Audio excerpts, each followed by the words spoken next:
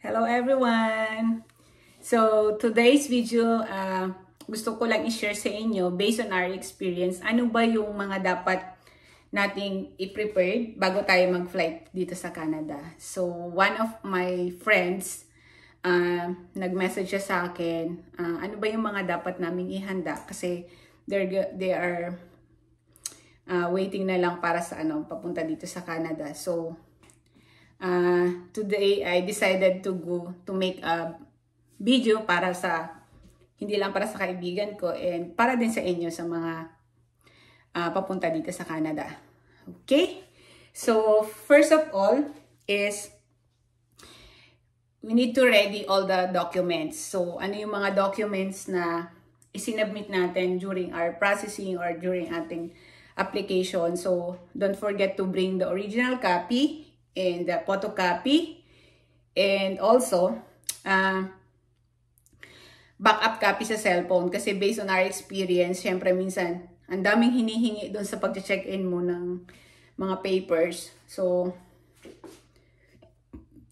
it's better. Yung ginawa ko doon that time is 3 kasi kami.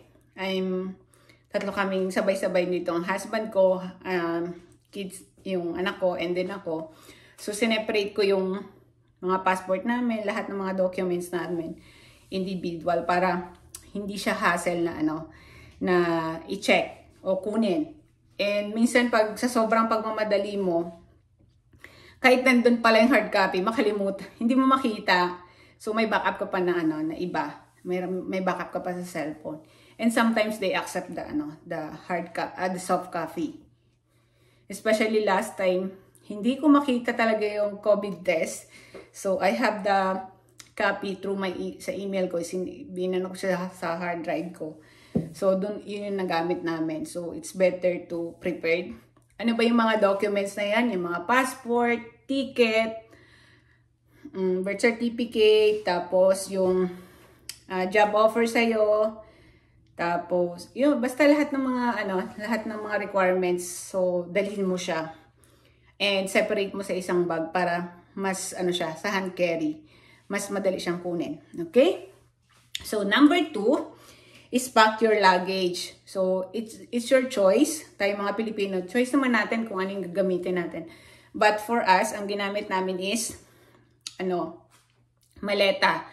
So pag chinek nyo yung ticket nyo, yung electronic ticket nyo, may nakalagay doon kung ilan yung maximum and minimum na pwede nyong ilagay per kilo. So, kung may timbangan kayo sa bahay, mas better. Pero pagdating nyo din sa sa airport, i-check naman siya kung pasok siya. And kung hindi, kung may excess baggage ka, may babayaran ka. So, it's better to weigh sa sa bahay. And kung katulad namin na family na sabay-sabay kaming umalis, so, ang ginawa namin is, yung per individual naman yun siya sa ticket. Kunyari, ang maximum nyo is 30 kilos. So, sa anak ko, 30. Sa asawa ko, 30. So, yung 30. So, siya? Per individual naman siya. Pero, sabay-sabay mo siyang i-check-in. And then, kung may dala kayo ng laptop, isabay nyo na din sa hand carry. Kasi hindi natin sure yung mga kung saan nila baka ihagis-hagis lang natin. So, sayang yung gadgets. Yung mga gadgets. I think, may mga restriction din sila sa sa pagpapak mo ng luggage.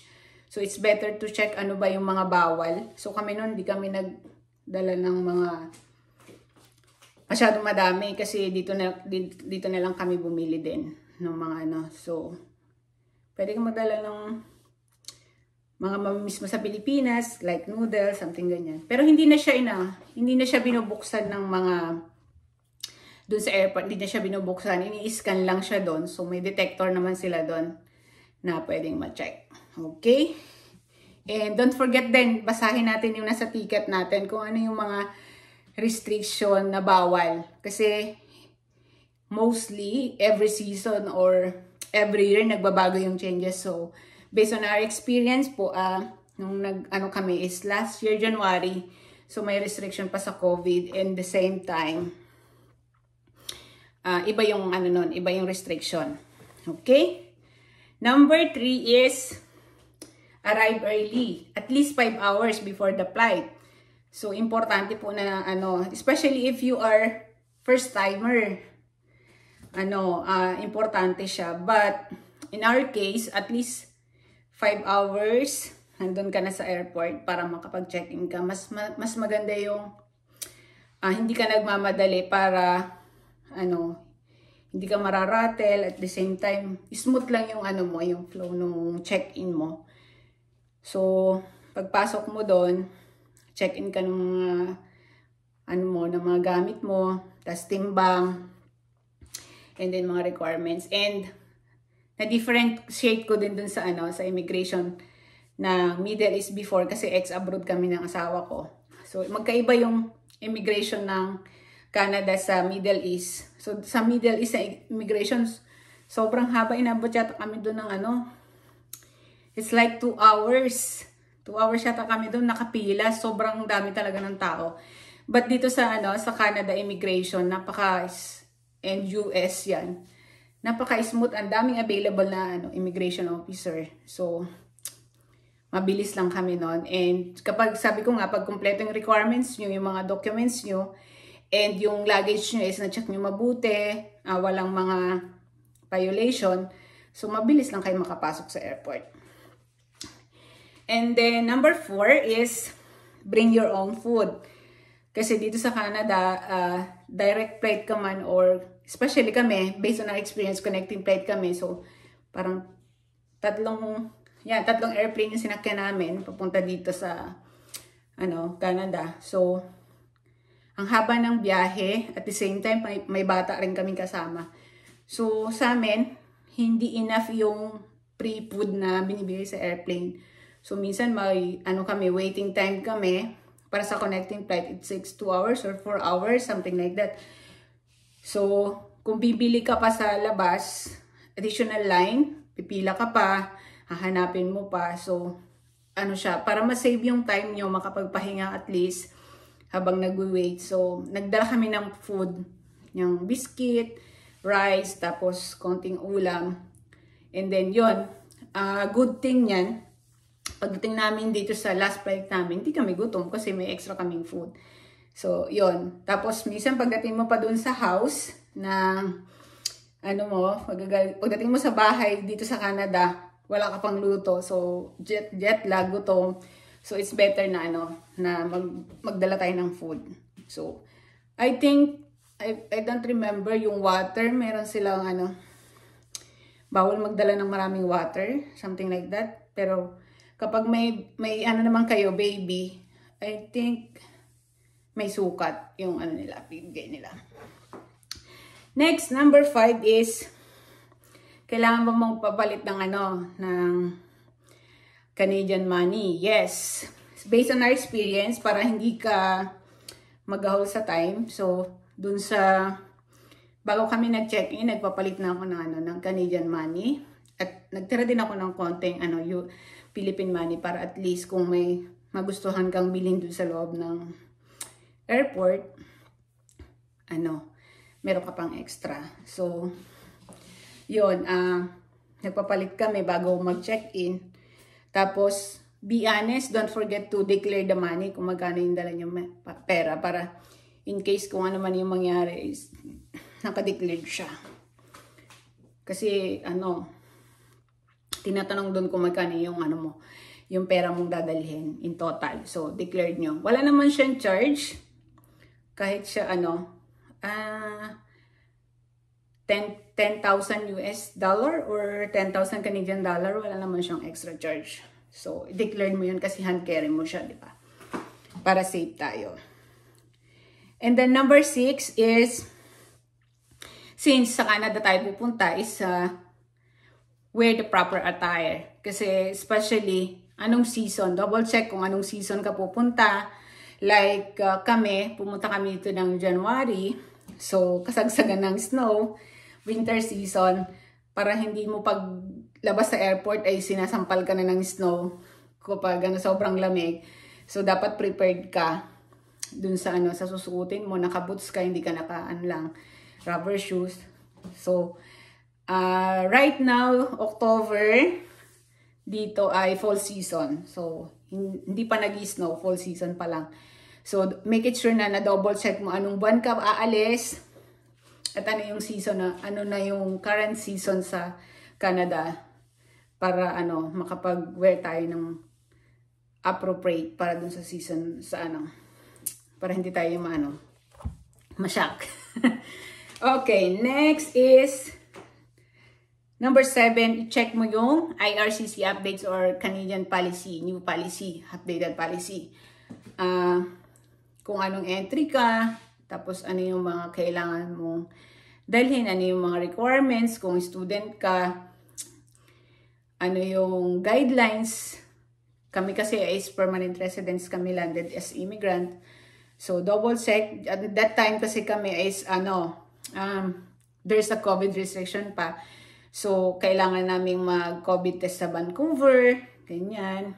So, make it sure na updated ka dun sa sa bansa na pupuntahan mo dito sa Canadian policy at sa IRCC policy. Kasi pagdating mo sa Vancouver, mamimit mo yung immigration officer doon. I-check nila lahat yung mga files mo kasi first landed mo siya. Enter mo siya. And I think most of the people na mag-enter sa Canada is sa Vancouver sila naglaland first. Kung kahit ang bansa ka galing, dun ka talaga lalapag sa Vancouver. Yun yung pagkaintindi ko. But, yun yung basic experience ko. So, dun nila i-stamp yung yung mga documents mo. Tapos, enter mo yung passport. Then, kasi mahaba yung time mo dun na-spend kung may connecting flight ka pa, may another flight ka pa kung saan ka papunta sa province ng Canada. So, dun ka muna maglaland.